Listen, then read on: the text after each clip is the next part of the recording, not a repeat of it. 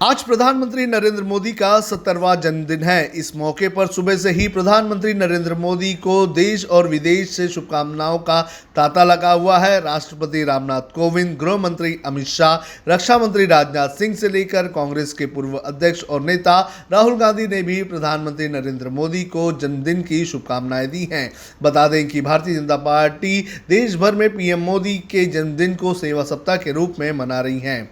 आपको बता दें कि प्रधानमंत्री नरेंद्र मोदी का जन्म 17 सितंबर 1950 को गुजरात के वडनगर में हुआ था। बताया जाता है कि नरेंद्र मोदी ने छोटी सी उम्र में ही राष्ट्र निर्माण के लिए अपना परिवार छोड़ दिया था और फिर संघ के साथ जुड़ गए थे। भारतीय जनता पार्टी में विभिन्न पदों पर काम करने के बाद मोदी 2001 में गुजरात के मुख्यमंत्री बने और 2014 तक उस पद पर कायम रहे। 2014 में हुए लोकसभा चुनाव में बड़ी मात्रा में उन्हें जीत मिली और वो पहली बार देश के प्रधानमंत्री बने और 2019 में भी उन्होंने एक शानदार जीत करके एक बार फिर से देश की प्रधानमंत्री की कमान संभाली। देश में कोरोना वायरस के मामले लगातार बढ़ते जा रहे हैं। आज एक बार फिर से एक दिन में सबसे ज्यादा मामले रिकॉर्ड किए गए हैं।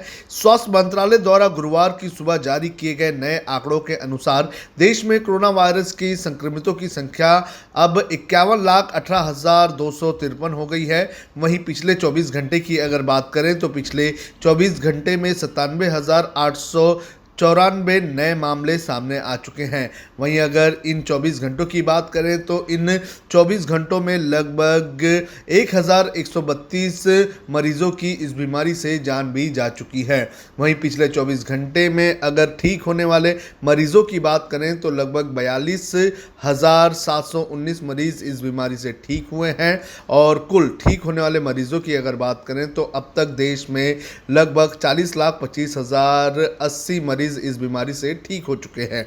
लेकिन जान जाने वाले लोगों की अगर बात करें तो 43,200 मरीजों की मौत अब तक इस बीमारी से हो चुकी है।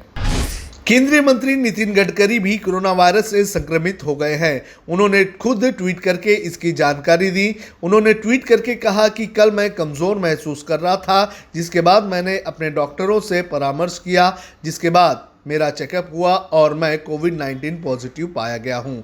मैं वर्तमान में सभी के आशीर्वाद और शुभकामनाओं के साथ अच्छा कर रहा हूं, लेकिन मैंने खुद को अलग कर लिया है।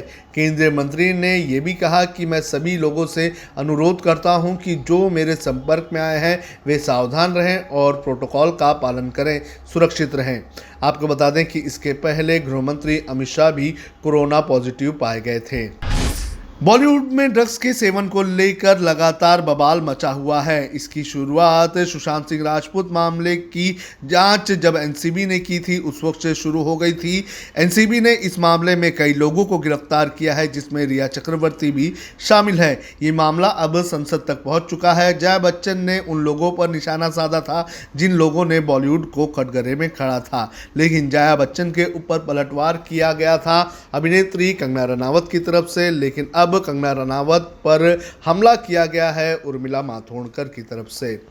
उर्मिला मातोंडकर ने कहा है कि अगर हमारी इंडस्ट्री नशेड़ियों का अड्डा है तो इतने सालों तक कैसे देश की सबसे बड़ी इंडस्ट्री में कंगना रनावत रह पाई। इस इंडस्ट्री में बड़े बड़े लोग आए और फिल्मों के जरिए देश को नई दिशा दी। तो इस तरह से लगातार कंगना रनावत पर भी निशाना साधा जा रहा है। कुख्यात आतंकी संगठन इस्लामिक स्टेट ने हाल के 12 वर्षों में भारत के 12 राज्यों में अपना आधार स्थापित किया है। सरकार द्वारा जारी की गई एक रिपोर्ट में ये जानकारी दी गई है कि ईरान और सीरिया स्थित यह आतंकी संगठन केरल, कर्नाटक, आंध्र प्रदेश, तेलंगाना, महाराष्ट्र, तमिलनाडु, पश्चिम बंगाल, राजस्थान, बिहार, उत्तर प्रदेश, मध्य प्रदेश और जम्मू कश्मीर में सबसे ज़्यादा सक्रिय है। बता दें कि इस्लामिक स्टेट ने 2014 के बाद से ही सीरिया और इराक के कई हिस्सों में सक्रिय है और बांग्लादेश, माली, सोमालिया और मिस्र जैसे देशों में उसकी शाखाएं हैं। अब खबरें पाइए सबसे पहले हमारे मोबाइल न्यूज एप्लीकेशन पर। एंड्रॉइड या iOS प्लेटफॉर्म पर जाइए, HW न्यूज नेटवर्क को सर्च कीजिए, डाउनलोड कीजिए और अपनी सुविधानुसार भाषा का चयन कीजिए। खबरों की भीड़ में अपने काम की खबर पाते रहिए। अगर आपको हमारा यह वीडियो पसंद आए तो शेयर कीजिए। अगर यह वीडियो आप फेसबुक पर देख रहे हैं तो आप हमें लाइक कर सकते हैं ट्विटर पर हमें फॉलो कर सकते हैं और यूट्यूब पर हमें सब्सक्राइब कीजिए।